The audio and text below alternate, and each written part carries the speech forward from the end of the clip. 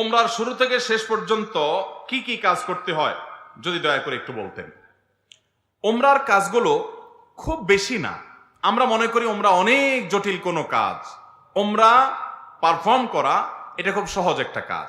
সর্বপ্রথম কাজ হলো আপনার দেশ থেকে আপনি যখন যাবেন মিকাতে গিয়ে গোসল করে উত্তম রূপে হাতের চুল নখ ইত্যাদি, শরীরের চুল নখ ইত্যাদি থাকলে অবাঞ্ছিত এগুলা কেটে পরিষ্কার হয়ে ফ্রেশ হয়ে গোসল করে এহরামের কাপড়, সেলাই ছাড়া কাপড় পরবেন, পরে লব্বাইকা উমরাতান নিয়ত করবেন। কারো পক্ষ থেকে করলে লব্বাইকা উমরাতান আন অমুক অমুক মনে মনে নিয়ত করলে হবে, জমুকের তরফ থেকে লব্বাইকা উমরাতান, বাস নিয়ত করে ফেললেন। এরপরে আপনি রওনা দিবেন। সাধারণত বিমানে গেলে মিকাত থেকে এহরাম পরা যায় না, তাহলে আপনি ঢাকা এয়ারপোর্ট থেকেও পড়তে পারেন, অথবা এহরামের কাপড় নিয়ে বিমানে ঘোষণা দেয় যে এখন আমরা মিকাত ক্রস করব, তখন আপনি পরে ফেলতে পারেন যদি অল্প সময় পান। আর নাহলে এখান থেকে এহরামের কাপড় পরে থাকলে নিয়তটা তখন করলেন লব্বাইকা উমরাতান, বাস শুরু হয়ে গেল। এহরাম পরে একটা কাজ শেষ। এহরাম পরার পরে আপনি তালবিয়া পড়বেন, লব্বাইক আল্লাহুম্মা লব্বাইক লব্বাইক লা শারীকা লাক লব্বাইক ইন্নাল হামদা ওয়ান নি'মাতা লাক ওয়াল মুলক লা শারীকা লাক। এটা পাঠ করতে করতে আপনি পুরো পথে যেতে থাকবেন। পুরুষরা জোরে জোরে পাঠ করবে, মহিলারা আস্তে আস্তে। বাস দুইটা কাজ হয়ে গেল।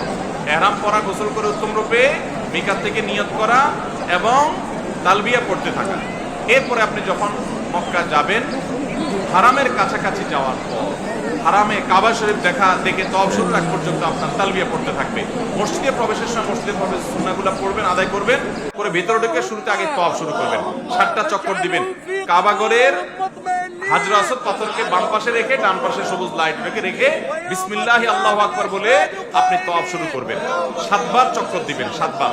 এই 7বার চক্করের প্রত্যেক চক্করে আলাদা দোয়া নেই, তবে চক্কর দোয়া কবুল হয়। দারুণ দোয়া কবুলের একটা জায়গা। মনে আল্লাহর কাছে যত চাওয়া সেগুলো পেশ করবেন এবং আপনি রুকনে ইয়ামানি বলে কাবার 4টা কোণার একটা কোণাকে, অর্থাৎ হাজর আসওয়াদ পাথর যে কোণা তার আগের যে কোণাটা আছে তওয়াফ করতে যেটা তার আগে পড়বে ওইটাকে রুকনে ইয়ামানি বলে। ওই কোণা থেকে হাজর আসওয়াদ পাথর কোণা, এই দুটোর মাঝখানে একটা দোয়া আছে, রব্বানা আতিনা ফিদ দুনিয়া হাসানা ওয়া ফিল আখিরাতি হাসানা ওয়া কিনা আযাবান নার। আর যেহেতু এটা আপনার তওয়াফে জিয়ারা বলে, এটা প্রথম তওয়াফ, অতএব উমরার তওয়াফ, এইজন্য আপনি এহরামের কাপড় পুরুষরা ডান পাশের বগলের নিচ দিয়ে বাম পাশে কাঁধের উপরে ফেলবেন। এটা করবেন। এটা করে আপনি এই তওয়াফটা শেষ করবেন এবং প্রথম চক্করগুলো, প্রথম কয়েকটা চক্কর আপনি জোরে দিবেন, একটু জোরে জোরে দৌড়াবেন প্রথম 3টা চক্কর। এরপরে বাকি চক্করগুলো আপনি স্বাভাবিক থাকবেন। তো এই যে তওয়াফ 7টা দিবেন আপনি, প্রত্যেকবার হযরতের পাথরের কাছে আসলে হাত দিয়ে ইশারা দিয়ে আল্লাহু আকবার বলবেন, বাস। আবার আপনি দোয়া করতে থাকবেন, এভাবে 7 চক্কর দিবেন। তওয়াফ করা শেষ, আপনি মাকাম ইব্রাহিমকে সামনে রেখে অথবা হারামের যে কোনো জায়গা দাঁড়িয়ে 2 রাকাত সালাত পড়বেন। প্রথম রাকাতে সূরা কাফিরুন, দ্বিতীয় রাকাতে সূরা কুল হুয়াল্লাহ। আর এই নামাজের আগে সম্ভব হলে কাবা ঘরের যে চৌকাট মুলতাজাম বলে ওইটা ধরে আপনি আল্লাহর কাছে দোয়া করবেন। এরপরে 2 রাকাত নামাজ পড়লেন, পড়া শেষ, পানি পান করে আপনি সাফা মারওয়া সাই করবেন। প্রথমে সাফা পাহাড়ে যাবেন এবং পড়বেন যে ইন্নাস সাফা ওয়াল মারওয়াতা মিন শাআইরিল্লাহ ফামান হাজ্জাল বাইতা ওয়া তামারা ফালা জুনাহা আলাইহি আন ইয়াতাওয়াফা বিহিমা। পুরো আয়াত পড়তে না পারলে ইন্নাস সাফা ওয়াল মারওয়াতা মিন শাআইরিল্লাহ এটুকু পড়লেও চলবে, যে সাফা এবং মারওয়া আল্লাহর নিদর্শনের অংশ। এরপর আপনি সাফা পাহাড়ে দাঁড়িয়ে লা ইলাহা ইল্লাল্লাহু ওয়াহদা আনজাযা ওয়াদা ওয়া নাসারা আবদা ওয়া হাজামাল আহজাবা ওয়াহদা, এটা পড়বেন। এবং লা ইলাহা ইল্লাল্লাহু ওয়াহদাহু লা শারীকা লাহু লাহুল মুলকু ওয়া লাহুল হামদ ওয়া হুয়া আলা কুল্লি শাইইন কাদির, এটা পড়বেন। এরপর আপনি কিবলার দিকে ফিরে 2 হাত তুলে, ওই যে কাবা শরীফের দিকে ফিরে 2 হাত তুলে মন খুলে দোয়া করবেন। দোয়া কবুলের জায়গায় সাফা পাহাড়। সাফা পাহাড় থেকে নবী সাল্লাল্লাহু আলাইহি ওয়াসাল্লাম সর্বপ্রথম ইসলাম প্রকাশ্যে প্রচার শুরু করেছেন, সেই স্মৃতি বিজড়িত জায়গা। আপনি দোয়া করবেন। এটা ইব্রাহিম আলাইহিস সালাম এবং ইসমাঈল আলাইহিস সালাম এবং মা হাজেরার স্মৃতি বিজড়িত জায়গা। যাই হোক, সাফা পাহাড়ে দোয়া করার পর এরপরে আবদাউ বিমা বাদা আল্লাহু বি, আল্লাহ সাফার নাম আগে শুরু করছেন, তো আমি এখান থেকে সাই করা শুরু করছি। হেঁটে যাবেন হলো কোথায়? মারওয়ায়। মারওয়া যাইতে মাঝখানে 2টা সবুজ লাইটের জায়গা পড়বে, ওখানে পুরুষ একটু জোরে হাঁটবেন, বাস এইটুকু। এবং এই সাইর সময় আপনি জিকির আজকার তাসবিহ তেলাওয়াত করতে পারেন। তওয়াফের সময় ওযু থাকতে হবে, সাইর সময় ওযু না থাকলেও হয়ে যাবে, কিন্তু ওযু থাকলে ভালো। এবং তওয়াফ সাইয়ের মধ্যে ওযু ছুটে যায়, ওযু করে এসে আবার যেখান থেকে ছুটছে ওখান থেকে আবার কন্টিনিউ করতে পারবেন। মারওয়া পাহাড়ে চলে গেলেন, সেখানে গিয়ে আবার ওই যে কাবার দিকে ফিরে সাফা পাহাড়ে যা যা করেছেন ঠিক একইভাবে সবগুলো করবেন এবং দোয়া করবেন। ওখান থেকে আবার আপনি সবগুলো দোয়া পড়বেন। ওখান থেকে আবার আপনি সাফা পাহাড়ে আসবেন। তাহলে সাফা থেকে মারওয়া গেলেন একটা চক্কর, মারওয়া থেকে আবার আসলেন আরেকটা, আবার গেলেন আরেকটা, এভাবে 7টা চক্কর দিতে হবে। সাফায় শুরু হবে, মারওয়া গিয়ে শেষ হবে। যে আসলে একটা না, গেলে একটা, গেলে আরেকটা, আসলে আরেকটা, এবার মোট 7টা হবে। 7 চক্কর শেষ, আপনার উমরা শেষ।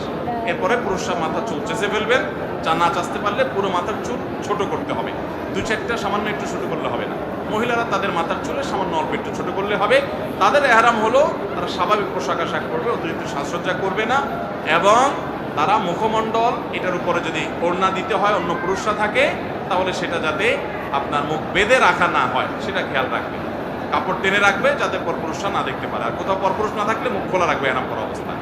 আর এহরাম পরা অবস্থায় পুরুষরা সুগন্ধি ব্যবহার করবে না, সেলা আলা পোশাক পরবে না, আন্ডারওয়্যার পরবে না, মাথায় টুপি মাথা ঢাকবে না, এই সমস্ত কাজ করবে না। কোনো পশু পাখি এমনকি আপনার মশা টশা ইত্যাদিও মারবে না, যথাসম্ভব তাড়িয়ে দিবে। অর্থাৎ এক কথায় এহরাম পরা অবস্থায় নিষিদ্ধ কাজগুলো সব করবে না।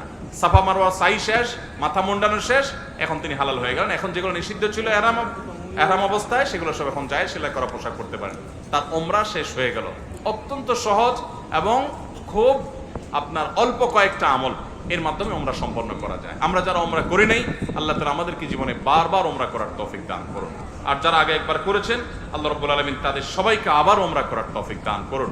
বাইতুল্লাহ যাওয়ার যে স্বাদ, ভাইরা আমার, এই স্বাদটা আস্বাদন যে করে নাই সে বুঝবে না যে আল্লাহর জমিনে কত বেশি স্বাদ এবং তৃপ্তি আল্লাহর ঘরের জিয়ারতের মধ্যে। আল্লাহ আমাদের সবাইকে এই স্বাদটা বারবার আস্বাদন করার তৌফিক দান করুন। এই স্বাদ আস্বাদন করা ছাড়া আল্লাহ তাআলা আমাদের কাউকে যেন মৃত্যু না দেন সেই তৌফিক দান করুন।